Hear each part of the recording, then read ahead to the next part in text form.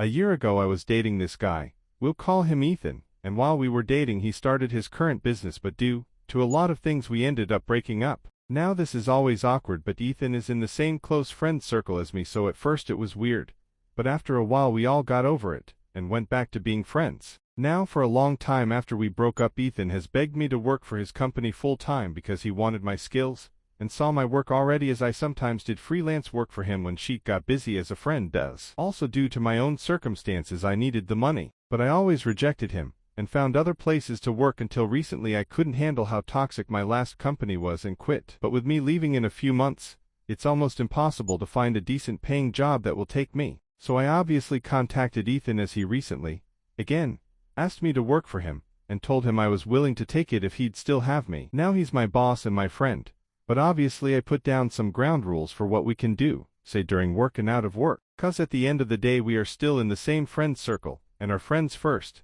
until we clock in and clock out. As any new job goes, it was stressful, awkward and weird at first, but eventually we got into a swing of things and everything seemed okay, until we were doing some extra work on the weekend, and we ended up spending some time together after. This was off the clock, and so I told him some of my troubles as I would to a friend since he asked. I ended up crying, so he asked me if I needed a hug. I said yes, and he gave me a hug. We were sitting on the couch and he pulled me to lay down with him while I was crying and cuddling me. This is very normal behavior for my friend group, so I didn't think much about it, especially since I was crying. In the end, he managed to crack some jokes and make me laugh and feel better. We also ended up taking a nap on the couch while cuddling. Long story short, things got a little bit heated, but we stopped it before things got too far. We both laughed it off, and swore that no other soul would know about this other than us, as our friends would definitely give a shit if they found out. With that we went our separate ways for the night, and went back to work the next day. Honestly, working with my ex, who is also my boss, is really strange, and we are both trying to figure out what is going on. Although he's the one who broke up with me,